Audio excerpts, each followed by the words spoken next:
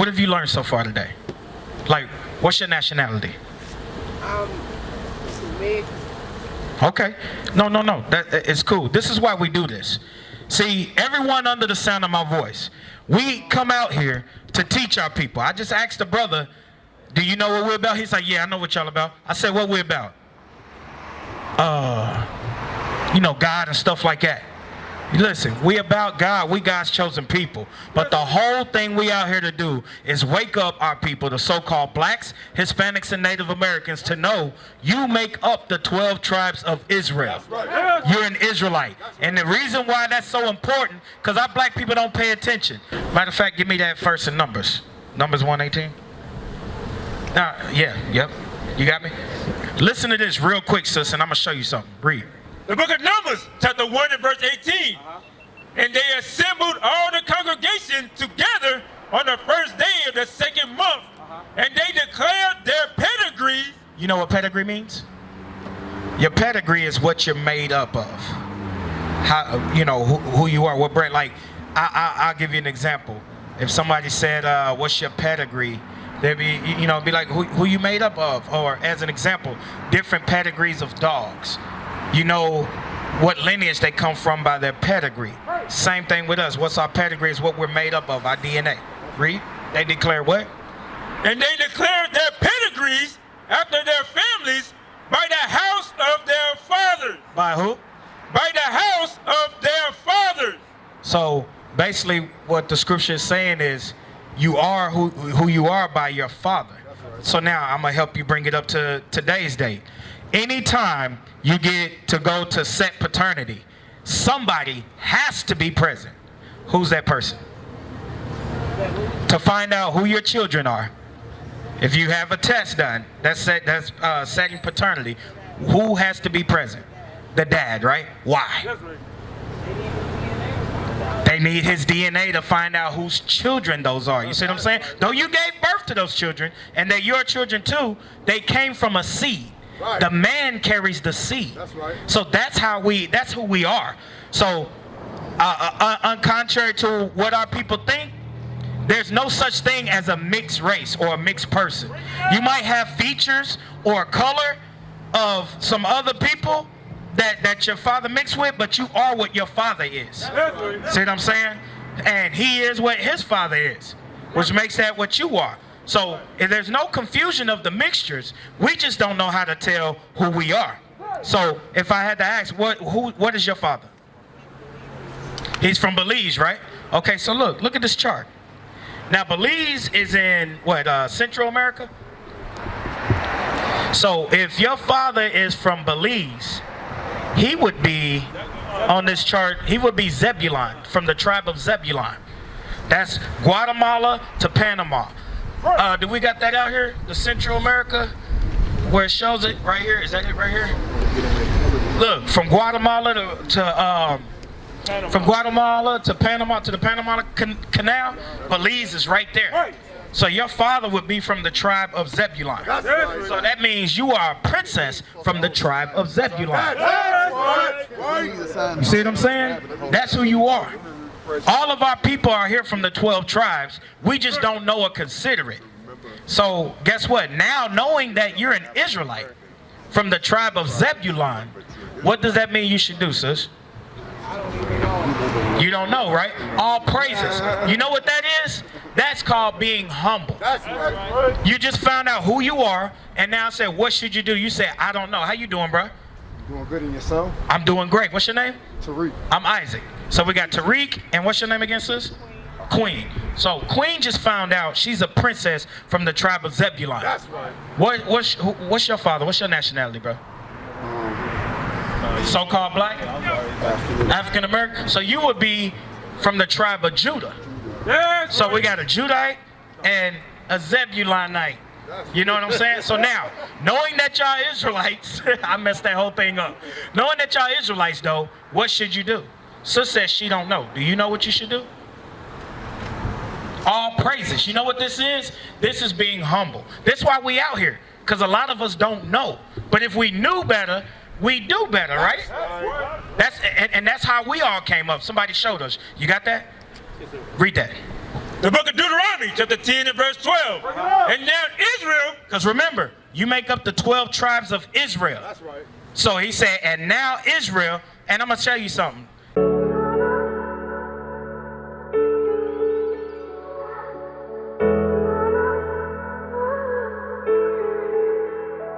If I had a choice of where I want to be, You can see me running to the battleground. front line, first infantry. I wanna be the first one there to get down. I would die on a daily. I'm coming up to sacrifice me right now. Put me in the army of the Most High. Put me in the army of the Most High. Milk dripping from my cheek, but I put down the rattle, for thou was girding me with strength for the battle God handed me.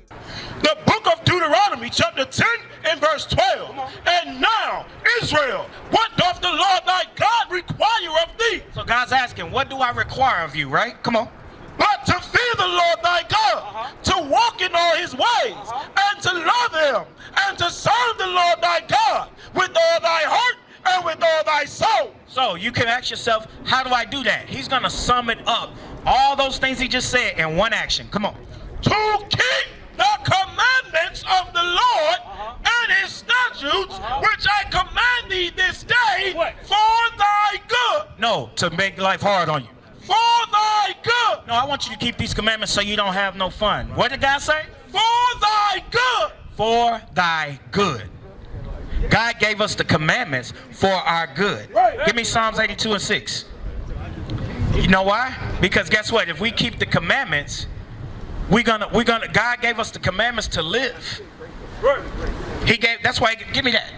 Keep my commandments and live. Because look, you now knowing that y'all Israelites, there's rules. That's why he said to keep the commandments. So now we have to learn the commandments and we have to apply them. Because I'm gonna give you a quick breakdown while he's grabbing the scripture. Superman is a god on the earth, supposedly, right? Now, what hurts Superman? What keeps him from being able to do anything? Kryptonite, right? Kryptonite, right? That weakens him, and he becomes more of a what? Man, right?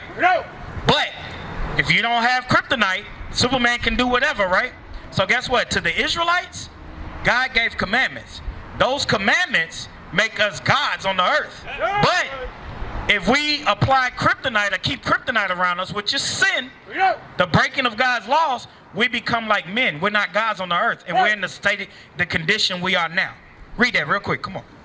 This is the book of Proverbs, chapter 7 and verse 2. Keep my commandments and live. Do what? Keep my commandments and live. So God said, keep the commandments and live. Because we're in a state of death right now. Give me that in Psalms 82.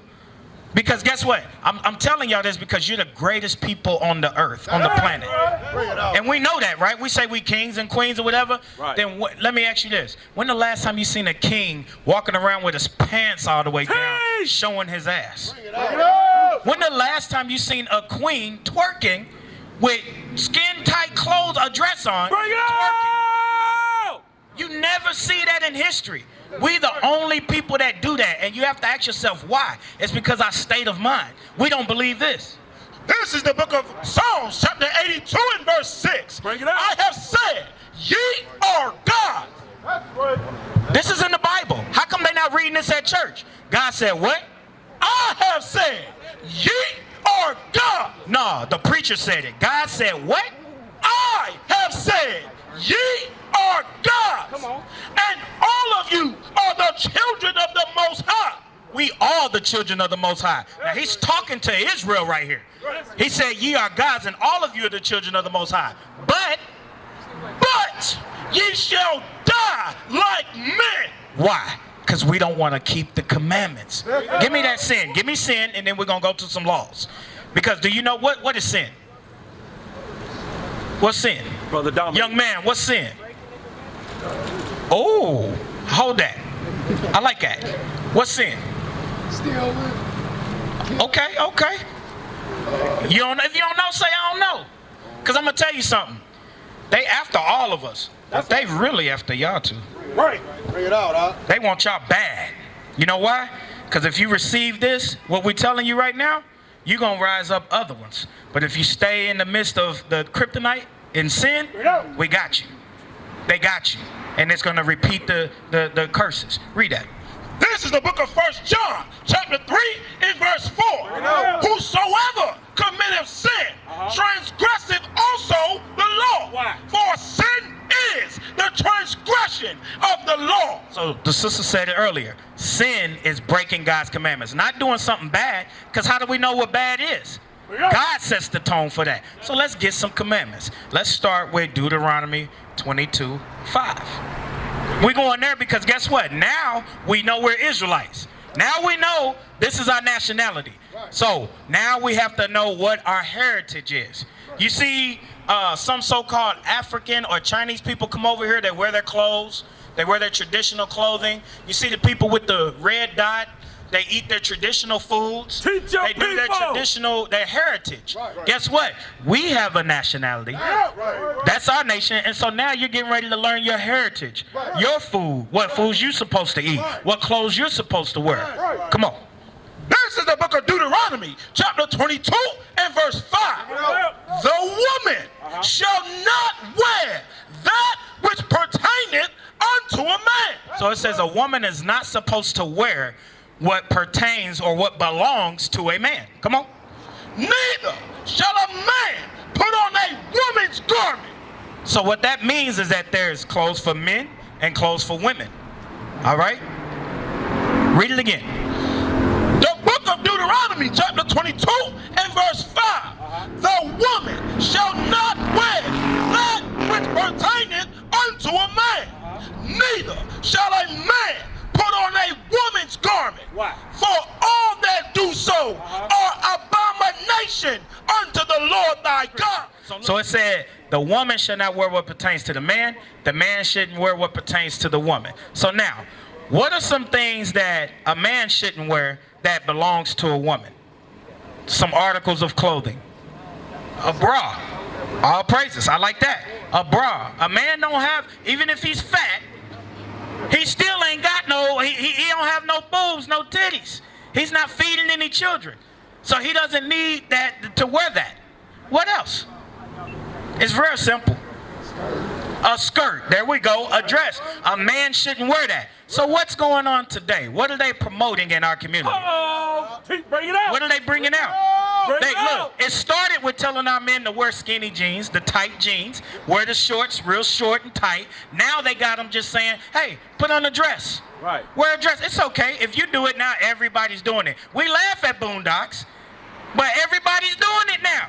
Brothers is walking around with skin tight jeans on, showing their thighs, and then now they're wearing dresses. Like it's all good. That puts an effeminate spirit on you. You see what I'm saying? It changes your spirit. So why do you think so many men fight each other? Why do you think so many shootouts at gas stations? We're so quick to kill each other. It ain't no disrespect. This is a true statement. Women operate in their emotions and feelings. So as a man, you put on those clothing, you walking around. Now, they got us in the curses of single parent living. You raised by your mother, you're an emotional man. So you want to go grab a gun and handle all your problems with that. It's a whole spiritual thing. This is the book of Psalms, chapter 64, and verse 2. Hide me from the secret counsel of the wicked, from the insurrection of the workers of iniquity. Verse 5. They encourage themselves in an evil matter. They commune of laying snares privily. They say, who shall see them? So what is he talking about right here? Hey, look, listen up. What he's talking about right here is the people downtown, the people behind the scenes. They make plans to ruin us. That's why they got the stars and the athletes wearing the dresses, wearing the tight jeans and stuff, so that our men will do that and apply. But the flip side, usher in the dress, that's what they do. But now, if that ruins a man's thought process and his mentality and his spirit, the flip side of Deuteronomy 22 and 5, what does it say first? A woman. The woman shall not wear that which pertaineth unto a man. So now, the flip things, article of clothing that belong to a man that a woman shouldn't wear. Bring it out. Teach. Huh? Not just baggy jeans, pants in general. That's right. When you look up the history of pants, pants were made, it's okay, you didn't know. That's why you're learning though, sis. That's why we're bringing it out to you so you can know. And I'm going to show you spiritually and physically. Pants were originally made for men. Give me that about Aaron and his sons. Thank you. Pants were originally made for men, and if you look it up, men wore pants in the article of clothing. Who was that? Amelia Bloomer and them brought that in, ushered that in during the women's movement to wear pants. Her name is Amelia Bloomer. Look, Google it, sis. I like that. I like that. And the black woman in the last 3 years is the most educated person on the planet. Yet her communities and her families are in a state of destruction. Why is that? Read. This is the book of Exodus, chapter 28, and verse 41. And thou shalt put them upon Aaron thy brother, and his sons with him. And thou shalt anoint them, and consecrate them, and sanctify them. And they may minister, that they may minister unto me in the priest's office. So he said you're supposed to put the pants on Aaron and his sons. Our women are supposed to wear dresses and dress modestly. Give me that 1 Timothy. Is there more? Read that. And thou shalt make them linen breeches to cover their nakedness from the loins even unto the thighs they shall reach. So linen breeches are pants. That's what they are. So now here's the whole thing. Like I just explained to them, the dress and the tight pants to show off your figure, that's an effeminate thing. You know what I'm saying? It makes the man effeminate. The same way with you, it makes you masculine. You ever heard the phrase, I wear the pants in this family? You know why that phrase is there? Because men wear pants. Men are the leaders.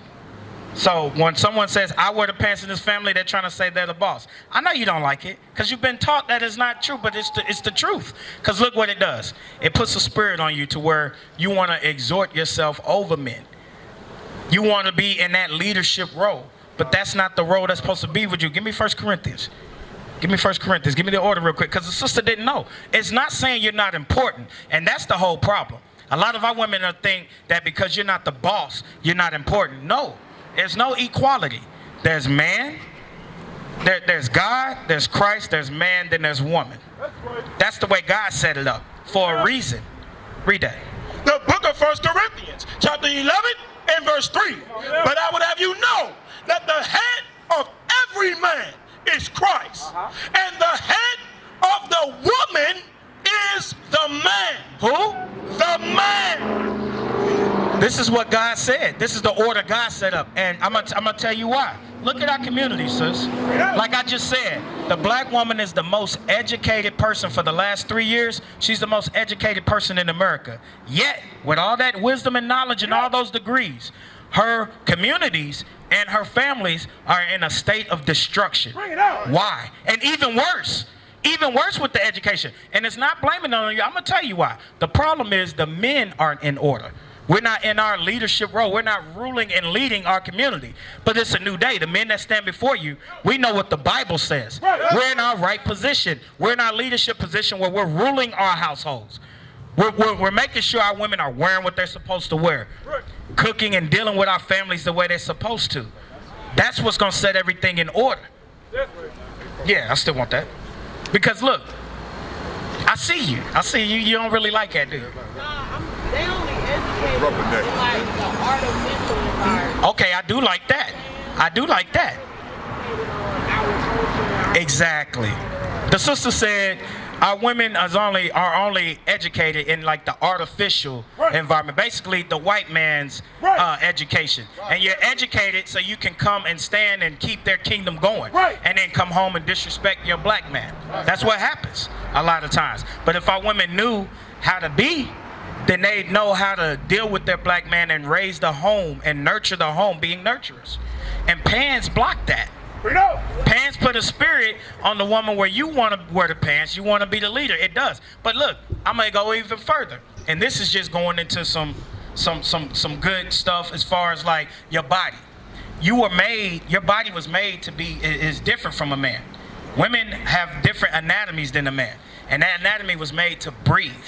A lot of our women, you've never heard your grandparents, any of y'all, you never heard your grandmother say, my pH balance is off. Bring it out.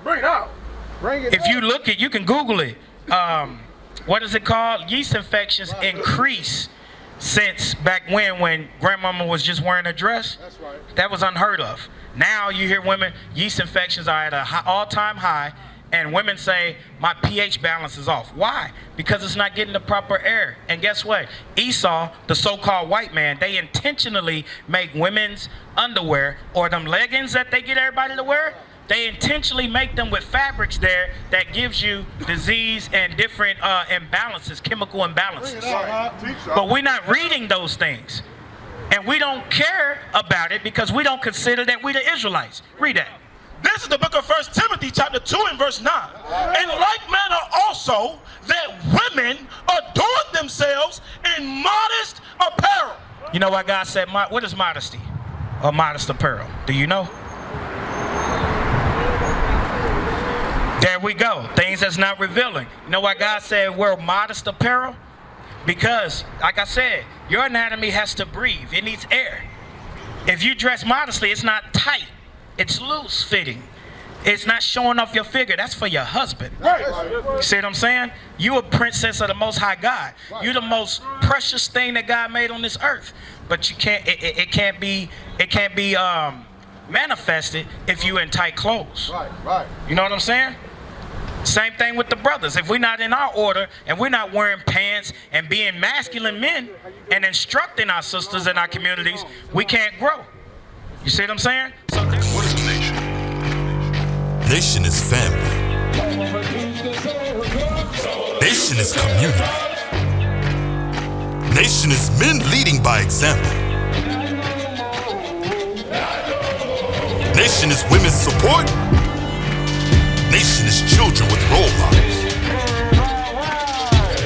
Nation is unity. Nation